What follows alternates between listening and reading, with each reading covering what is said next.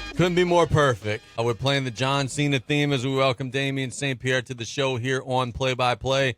Damien, John Cena barbecued Cody Rhodes on Monday at Monday Night Raw. The final boss coming back tonight on SmackDown. Business is picking up, as Mr. Jim Ross would say, man. It was an honor to have you come out to the John Cena theme today. Man, I hope it's not something similar because I'm not the biggest heel in the company, but I don't think I'm too far off. Yeah, Cena absolutely roasted Cody Rhodes on Monday night. That was some old school Cena, and just seeing him play that heel role, he just dressed him down, man. That was fun to watch. Yes, it was. Hey, look, man, Brian and I did our What's Bugging You segment. You were shooting me a couple of text messages that you got a couple things you would like to vent about. The floor is yours. What's bugging you, Mr. St. Pierre? Lord, now I'm really going to be the biggest heel in the company. So, man, I'm old. I'm 41 years old, knocking the door down at 42. And these tournament games are starting too late, way past my bed. I remember as a kid, they were on can't be as late. I don't know if they're looking for that primetime advertising dollar right now or what's going on with that, but way too late. You gotta have us old folks in mind. And man, my next thing might ruffle some feathers, but it kind of got under my skin over the last week and a half. Man, you got a stud basketball team. We're talking boys, girls, and whatever else is out there right now. You got to coach these kids up, man. You're talking about game time situations. You got these programs that have these absolute stud athletes, and then you get in the late game situation, and you're sitting there watching the game, and you, not to criticize anybody or anything, because I would never do that, but you got to coach these kids up and put them in a position to win, not just rely on talent 24/7 to try to get you a dub. You know, late game situations, I guess that's the heart. Learning these late game situations as a coach and just putting these kids, especially these super talented kids, in the right spots to be able to win the game. Saw a lot of stuff over the past couple of days of the Biddy National Tournament. And look, most of these, and I say most because some of them are getting paid, but most of them are volunteer coaches. But, man, go put the time in that your kids are putting in. That's something that really, really bothered me over the last from Saturday, Sunday, Monday, Tuesday. There you go, man. Hey, look, let's talk about it. You guys bring home some trophies, man. The 10U boys win the national championship in the single A. 14U boys bring home second. I believe I had a couple of other teams that maybe finished third or whatever it may be. All things considered, it was a wonderful showing for South Lafourche Biddy Basketball, man. Congratulations to you all, and give out all your shout-outs, brother, because I'm sure there are a lot of people in the tribe that you're awfully proud of. Yeah, absolutely. So shout out. I know you had Coach Joby Cantrell on a couple of times, man. Shout out to what he did doing double duty on the 10U. Congrats for him winning that. Again, man, no matter what bracket you're in, there's always that in the back of your head, like, all right, we might be the favorites, but we still got to go get it done. And he had his boys ready to play and focused on that common goal of getting to the championship and winning that championship. They did a tremendous job. On the 14U side, he did a great job of coaching that team as well. Just putting that team together late in the season when we got asked to do it. I think that's something that we're going to focus on going forward as a league. We're going to make sure that we have that 14U. It was a really good experience, and we always got a lot of folks that are willing to play. They started the bracket a couple years ago, and we're going to get heavy into that, I believe, going forward. Shout out to all our girls coaches, Trent Rupert on the 8U side, Coach Dufonzi on the 10U side. They did a tremendous job. They had their teams ready to play, ran into some buzzsaws later in the tournament that, unfortunately took them out. And I'm trying not to forget anybody. I think that's all the teams we had there. Coach Dylan Williams, a couple weeks prior in Thibodaux, I know he won a couple games, and they were playing really well late down the stretch. And then my 12U girls team, man, we got a really bad result in the pool on the other side of the bracket and forced us to play the regional winners of Region 1, the regional winners of Region 2. But I tell you what, there was a turning point. Probably late third quarter, we played West Bank, who ended up coming out second in the 12U girls. There was some physicality going on that maybe the referees weren't paying close enough attention to. And my girls, instead of backing down, they absolutely just said, all right, if they're going to play like that, so are we. And we were down double digits, and we closed the gap late in the game to 4. West Bank, a really good team, hit a 3 late to extend that lead. And then we had to play Terrebonne, a team that we had lost to twice already. And we had an opportunity to win the game if we were down 1 with about a minute and 20 seconds left. We got 3 opportunities to bucket. Unfortunately, could not convert. We got a stop, got a sideline out of bounds look, play didn't go as designed. We ended up turning it over, and they got a layup, so we ended up losing by 3. But just the growth of that team in the last 5 quarters of the season, I wish we could have caught that bug a little bit earlier, and we probably could have advanced a little bit further. But shout out to all our All-Americans. You know, on the 8U side, on the boy, I'm going to forget somebody. 8U boys, now my brain's going, but I'll start on the 8U girls was Miracle Hester. 10U girls was Miss Veda Galjor. 2 girls, Miss Maya Due. I know on the 14U boys side, we had Jaden Smith, Kobe Cantrell, Jacques Billiot. On the 2 boys side, we had Christian Terrio, Lane Gobert, and, man, who was the other? There's one more that I'm going to absolutely forget. Did you mention Hunter? Right now, yeah, Coda Hunter. There you go. Coda took home that award. And then on the AU boys side, the name came back to me, Mr. Vince Winstell. All tremendous seasons in the rec, in the and in the Nationals as well. So shout out, like you said, great showing by the South Lafourche Biddy organization, and very proud president whenever I left that area on Monday night. Look, you may know the answer to this, you may not. I remember back in the day playing, Galliano Biddy and seeing the big poster in the Centralplex of, hey, like they won the boys national championship with Ross Schwest and all that. But I don't think that there's been a South Lafourche Biddy boys team that has won nationals. Is that correct? That is correct. On the girls' side, we've had, I believe, 2 national championships. We had a couple of runners-up. And then on the boys' side, I know we had, whenever the last, I think Terrence, Pete, and Meathead's 10-year-old year, we came out 3rd. But that was in the AA bracket. And I believe Kobe Swest and Devin Abear's team, back in that day, they came out runner-up as well. But I don't think we had a boys team that won. Fortunately, we were able to get into that single A bracket where we could compete and not go against all these powerhouse teams. But again, like I said earlier, no matter what bracket you in, to be able to win that is an extremely rare and extremely awesome accomplishment. Yeah, for sure, brother. Now, look, I know you guys do not stay idle for long. The Biddy season is up, which means that now the Flash season is here. Talk to us about, when you guys are looking to set some rosters. I know a couple of teams actually already set their rosters, but when are you guys looking to get rolling and start playing in the orange, man? Man, so I dropped the ball this week. We could have went play this week on the girls' side, but my Sunday turned into Monday, and I kind of got confused and we got left out. So all good on that end. We're going to crank up on the girls' side the following weekend, play in Baton Rouge.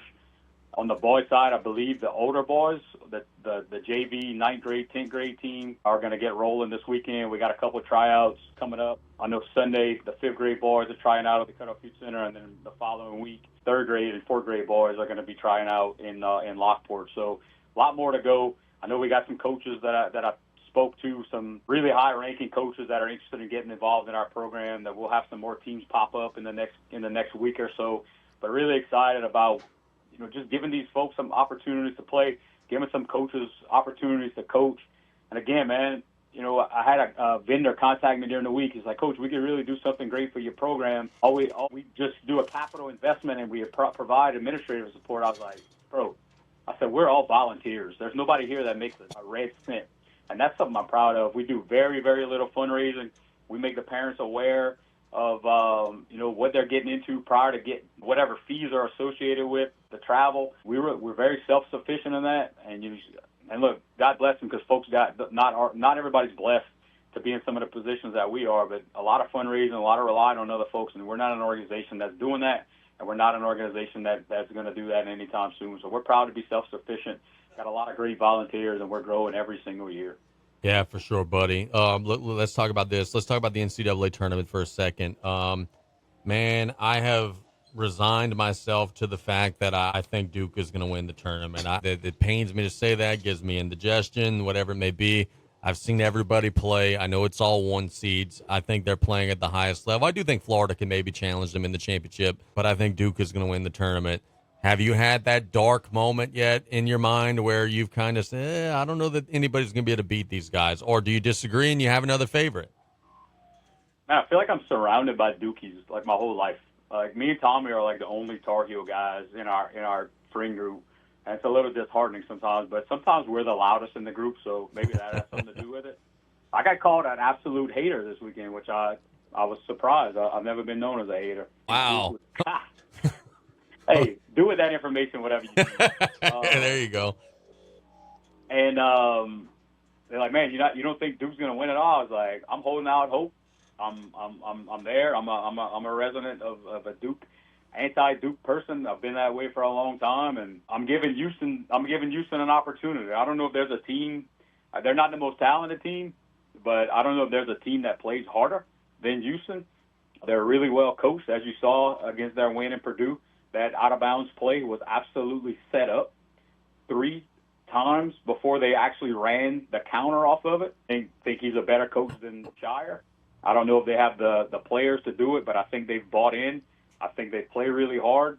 And Coach Callais used to tell me all the time, man, if somebody tells you after the game, that's my Coach Callais impression, by the way. If somebody tells you after the game that you played hard 99% of the time, it's a loss. So I'm hoping to not have to live in that theory on Saturday night. Do that impression again. How was that? I can't do my real Brian Callais impression on the radio. Oh yeah. Okay. Yeah. Do you got any wrap to put on your plastic baseball bat while you're doing it? Hey, I heard Coach Chandler Guitros in his time on the air, and I kind of chuckled because he said he goes into every season thinking that they're going to be 33-0. And I remember the glory days of working with Coach Callais at South Lafourche, knowing he's going into the season knowing that we're going 0-20. Oh. Oh, yes, for sure. Look, let's talk about this. Shifting gears a little bit on the W side. WrestleMania is coming up. It's about 2 weekends away. The final boss is coming back tonight, baby. John Cena is going to be, I don't know if he's booked for tonight, but The Rock is. Obviously, Cody's going to be there. He's a mainstay every week. But things are going to be picking up. I know we talked about it early. Cody got cooked on Monday. Now you add The Rock in there. It's starting to feel like WrestleMania season. The build has been a little slow, but it's starting to feel like WrestleMania season. And when that music hits tonight, I think The Rock is going to get booed out of the building. I can't wait to see it. I'm all in for that. I know you and I have texted back and forth about how they're kind of keeping The Rock and Cena away from each other.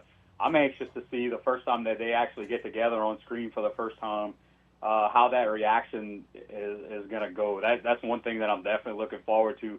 Casey, let me ask you a question. After that verbal assault that Cena laid on Cody Rhodes, can he come back for that? I feel like he just, I'm not going to use the word that I really want to use, but I feel like he just sat there and watched. Yep. Yeah. I don't know if he could come back from that. How do they, I think that's where The Rock is going to come in now because, dude, as a fan, how do you not cheer John Cena after that? He came off so strong. So here's my thing. I think The Rock's coming in here to reestablish who the heel is. I think he's going to set up, hey, you guys are going to be cheering Cody tonight because he's going to just do some shady shenanigans, right? Yeah, something's coming. They have to build Cody back up after that. And I'm sure they anticipated that happening because, Cena's tore down everybody that he's ever been opposite from on the microphone. They had to have known that some of that was coming. But it's still in the back of my mind that 3-hand signal that's been used and been shared all over social media. I think there's still one more person, and we may not know that person until WrestleMania night. But I still think that they're bringing in one more big hammer. Can't wait to see, man. Cannot wait to see. Hey, look, man. Last week we talked about Deontay Wilder, and you said maybe we're gonna shake some trees and see what the motivation was there. In the last week or so, have you had a chance to learn a little more about his decision to step back into the ring? I still have not got a chance to go through that outlet yet, but again, I think he's just coming back. Thinking about that a little bit more along the week, I think he may just be coming back to get a win to kind of just ride off into the sunset. That's the only logical thing that I could see. There's no way that he's going to get some big time fight out of this, just because I don't think he can stand in there with a top 20 guy anymore. I think he's just. Look, in boxing, you get old overnight, and that's what happened to him. But, look, man, on the local scene, they got some fights at the Metro within the next 30 days. I know Jonathan Gidgey trying to get on the card. I know Victor Hernandez is going to be on that card. That's going to be an awesome night of fights coming up in New Orleans. That is going to be an awesome night of fights. Yeah, looking forward to seeing that. Let me know some deets there. We might try to make a trip out there and see some of the local guys compete. Look, I got to ask you about this. It's kind of the story of the NBA right now. Got John Morant, who was, suspended for a long time for doing dumb things in a vehicle with guns and whatever it may be. And then he did it again and got suspended again and had to go to counseling and therapy and all this stuff. Well, now he's been doing the thing where after he makes a three-pointer, he's shooting a gun in the air with his fingers. And the NBA warned him, hey, don't do this anymore. This is dumb. Like, why are you doing this? Yesterday, in the first game that he played after getting the warning, he did it again. To which now today he has been fined $75,000 by the league. What the hell's wrong with this guy, Damien? Like, all you have to do is not try to do crazy things like this, but yet continually, time and time again, he just seems to be obsessed with the idea of, oh, hey, man, I'm going to be holding a gun, or hey, I'm going to be shooting a figure. Like, what the hell's wrong with you, John Morant? I mean, it's tolerated at LSU, so what's the difference in the NBA? I don't quite get that. This is a new generation, and not to keep on the bugging you train, but it's a new generation. Folks don't think the same, and that's my old man answer to that question. That seems to be the cool thing to do nowadays. But somebody that has such a checkered past like Morant has is insane that he continues to do that with all the positivity that he has, all the money that he has in the bank, the talent that he has that he displays every night on the court is just, it's mind-boggling on what's the point of doing this. What precedent are you setting? You know you got young folks watching you. I'm sure throughout the travel ball season that I'll report back on that as well. I'm sure throughout the travel ball season we'll be dealing with that as well. So that's something we'll have to prep our kids to not retaliate against. Like, there's not one person in his corner that could tell him, hey, bro, like, when you make a basket, like, just keep your hands down. Like, there's not one person that could be communicating that to him. I don't understand it, but no, it's neither here nor there. Hey, let me ask you this, D. LSU right now, according to 24/7 Sports, on the men's basketball side, has the number 3 transfer portal class. They got a guard from UNLV who could really go. They got a wing from, a wing from, what's the school here? I don't recognize the logo. But anyways, all guys that are averaging multiple points a game, like dozens of points a game. They got Max McKinnon, a big shooter. They got a big post play from Mississippi State. And 24/7 has them with the number 3 transfer portal haul. Are you buying this hype? Are you buying the idea that LSU is going to be different next year? Or is it going to be same old, same old? So I didn't recognize that logo either. I just saw an anchor. So I was like, well, this guy can't be that great if the school I haven't recognized that logo. But McMahon knows, he's got another year. Probably should have been canned this year.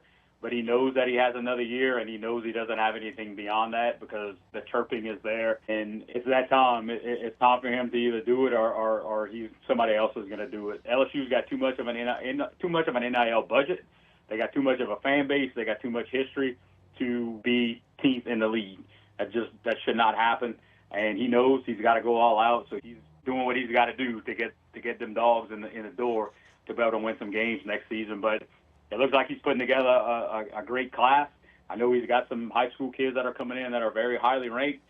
Look, Baton Rouge is a hot and heavy scene on the travel ball circuit. So is New Orleans. If you could keep some of these kids home, package that up with a great NIL class or a great transfer portal class, I mean, you got to be able to get it done. You got to finish in the top 5 in the league, I believe, or he's going to be done next year. And that's being nice because I think they probably should have got rid of him this year. He's got to get that Murray State out of the system.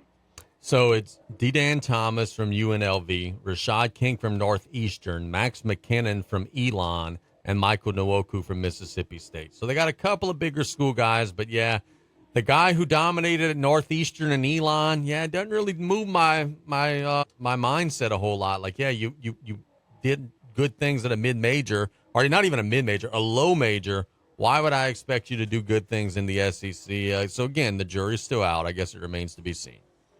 Well, Casey, we talked a little bit about that last week when we were talking about NIL killing the tournament. You had this group of guys that came in and were some older players. You don't have that time to build that chemistry, but you have that elder leadership. Now we're talking about 23, 24-year-old folks, but comparing that to 17 to 19-year-old folks coming in, you may have some leadership qualities in there that we may not know about, but picking up a couple of those guys can't hurt your locker room, can't hurt your roster. Maybe a little less John Moran and a little more winning. Yeah, very well said, my friend. Hey, look, Damien, we thank you so much for the time. Hey, before we let you go, I know, we talked about Biddy, we talked about Flash, Golden Meadow Middle School. I know you guys have done some things in the summer in the past. Are there any plans to get the kids in the gym and do a little something? Absolutely, man. I'm a basketball degenerate. So talking about my staff over the weekend, luckily enough to have some folks that work with me at Golden Meadow and work with me for Biddy, just starting to prepare for June. Normally we roll through June. We have a 6-week program that rolls through July, that we have anybody that's interested in trying out that has an opportunity to come and get better. Our rules in middle school are a little bit different than high school, so we can't pick a team until October, till football season's over, or October or November, whenever that is. I think November. So the rules are a little bit different, but we're definitely going to get some work in. Very excited about the folks that we have coming back, being there for a year, going to year 4 as the lead person from the basketball program. We got some folks that have bought in. We got some folks that know the system. And we even talked about a couple of changes that we want to put in as far as thought process of what we're going to run, how we're going to run it, specifically defensively. We're going to make some changes, and we're going to have some buy-in. We're going to have some long-term practices to install some of that. But we're going to put in the work, and staff's ready. And I know the majority of our kids that play Biddy with us, they're ready to go as well. So getting very excited about the possibilities of our Golden Meadow basketball next season. Have you had a chance to speak with Jeremiah? Are they doing the summer league again? Man, I haven't talked to them about it. I really hope so, and I'm really hoping they put something together for the girls. Yeah.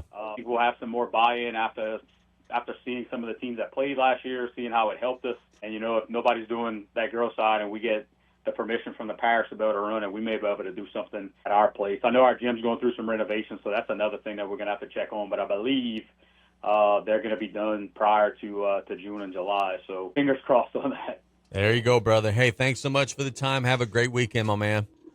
Hey, Sam, you, Casey. Thank you. Yep, that's Coach Damien St.Pierre. We appreciate his time as always. Like to have him on the Fridays, talking about different things going on. He gave his Coach Brian Callais impersonation. It sounded just like you, man. I mean, y'all crazy. What is he said?